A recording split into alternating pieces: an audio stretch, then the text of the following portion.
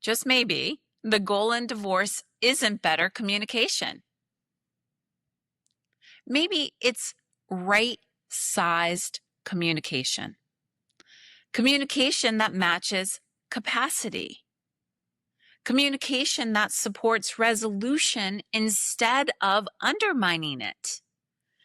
Because when capacity changes, communication changes. But when we try to force communication without capacity, we don't reduce conflict, we amplify it.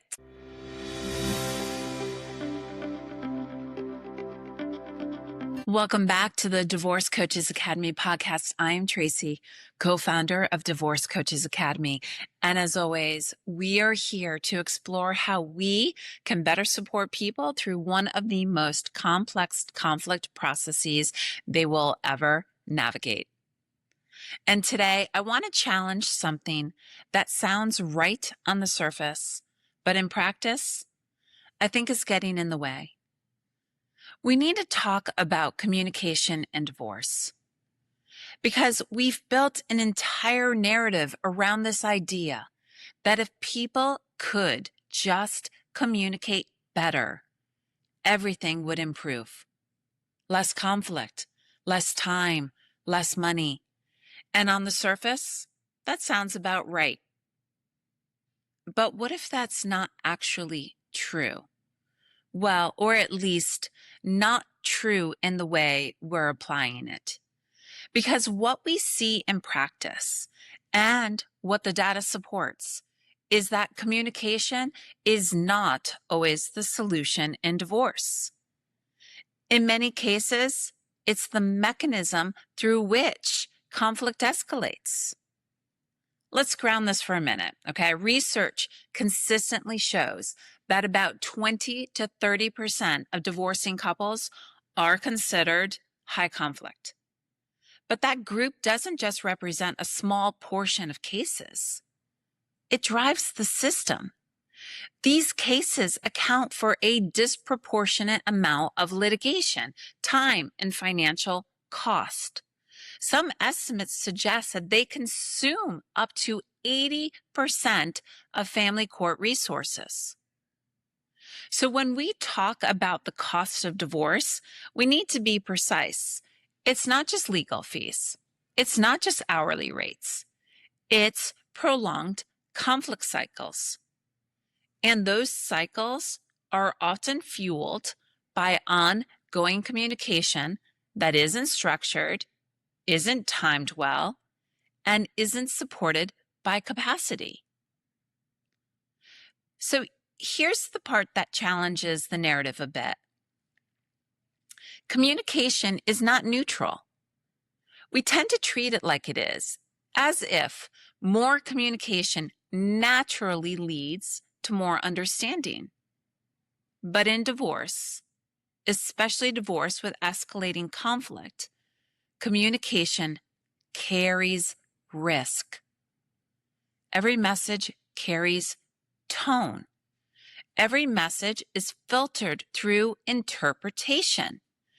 And when someone is under stress, their brain is not looking for clarity, it's looking for confirmation. Confirmation of threat, confirmation of unfairness, confirmation that the other person is wrong. So what happens? One message goes out, it's read through a defensive lens, a response comes back, slightly sharper, slightly more positional. And now we're not communicating, we're reacting. And that conflict dance continues. And the more communication that happens inside of that dynamic, the more opportunities there are for escalation. So this is where we need to make a shift. Most people don't have a communication problem in divorce. They have a capacity problem.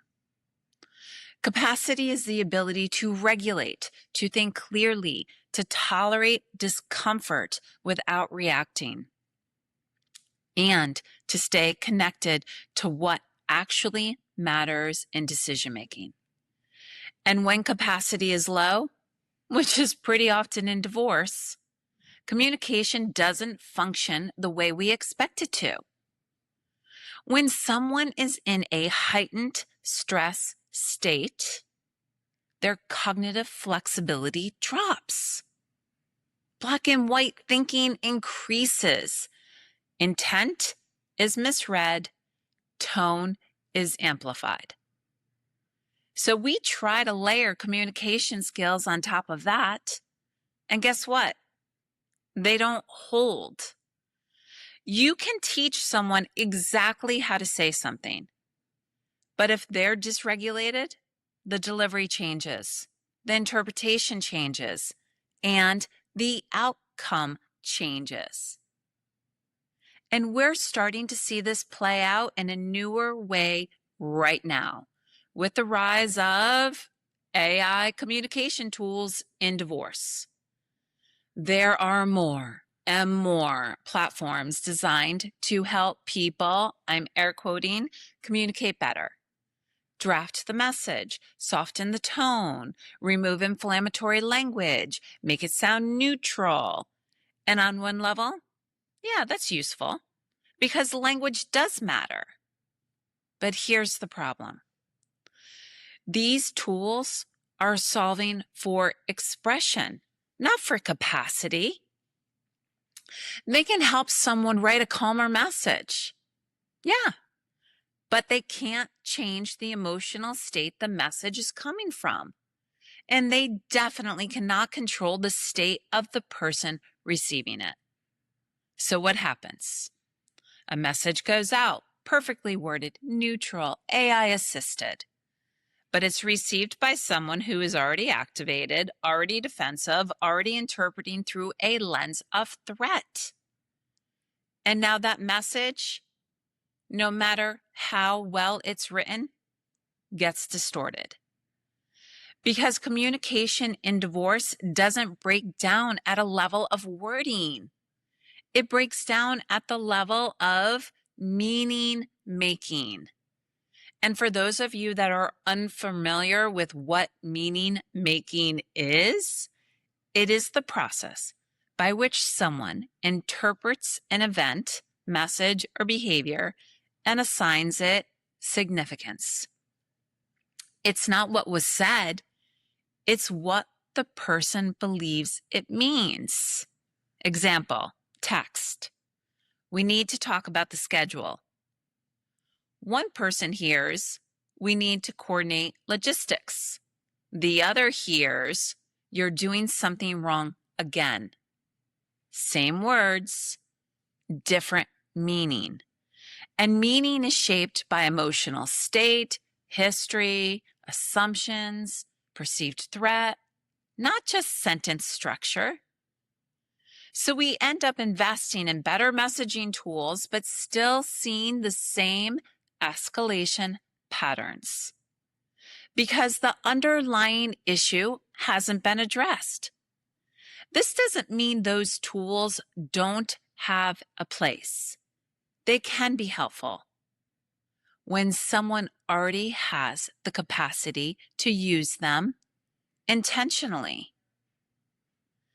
But when capacity is low, they can create a false sense of progress. It looks like better communication, but the system underneath hasn't changed. We're trying to engineer better emails in systems that are not emotionally stable enough to receive them. And that's the distinction that matters. Now let's connect this back to cost, because this is where it becomes very real, right? Conflict escalation is expensive, not conceptually, literally. A reactive message leads to a defensive response.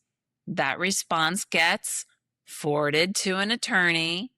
Now attorneys are involved, more time, more emails, more billable hours, decisions get delayed, positions become more rigid, settlement becomes harder. And what started as communication becomes a prolonged dispute. That is a real cost in divorce. And this is where we actually already have a model that reflects this understanding. We just don't always frame it this way. Let's talk about parallel parenting. Parallel parenting is a structured co-parenting model designed for high conflict situations. It reduces direct interaction between parents and creates clear, independent domains of responsibility. And what's important here is this. It doesn't try to improve communication first. It reduces the demand for communication altogether. Why? Because the system recognizes that more communication at that stage creates more harm. So instead of pushing for collaboration, it prioritizes stability, predictability, and containment. If more communication were always better, parallel parenting wouldn't exist. But it does. And it works because it aligns with capacity, not expectation. So maybe, just maybe, the goal in divorce isn't better communication. Maybe it's right-sized communication. Communication that matches capacity. Communication that supports resolution instead of undermining it. Because when capacity changes, communication changes. But when we try to force communication without capacity, we don't reduce conflict. We amplify it.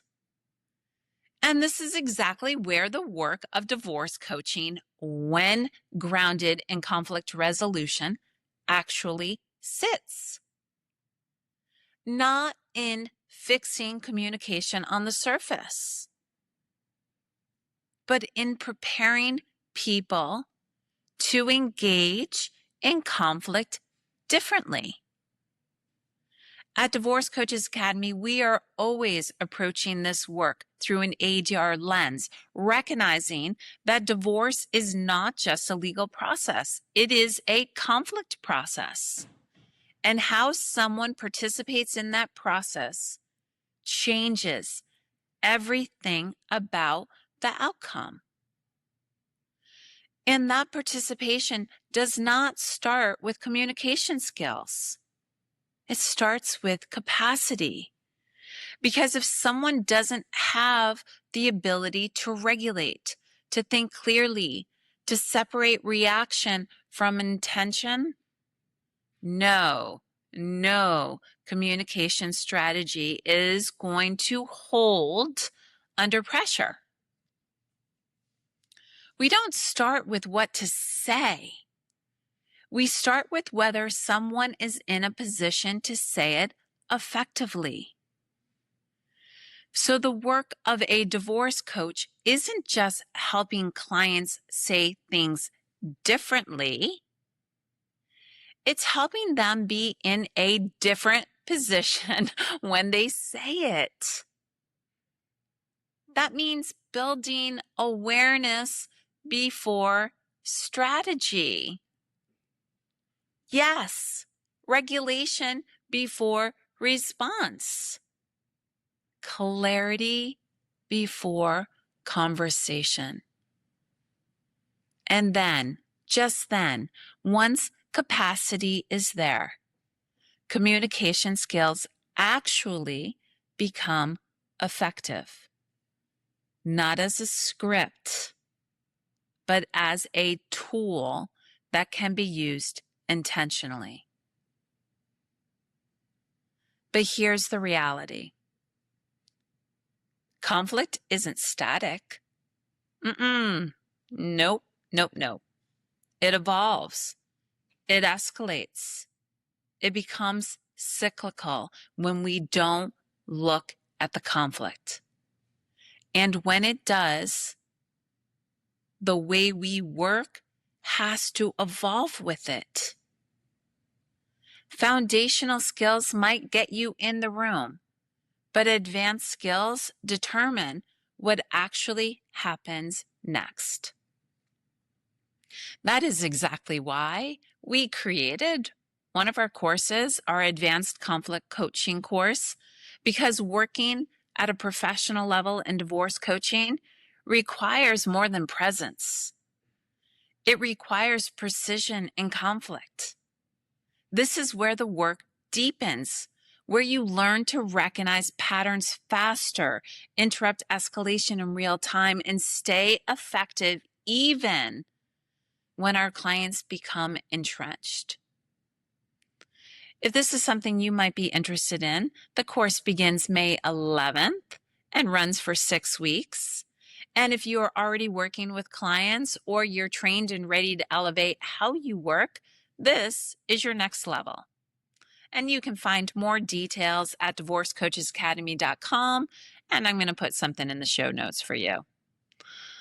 I want to thank you for being here, for doing this work, and for continuing to change the way people experience divorce. We'll see you next time at Divorce Coaches Academy podcast.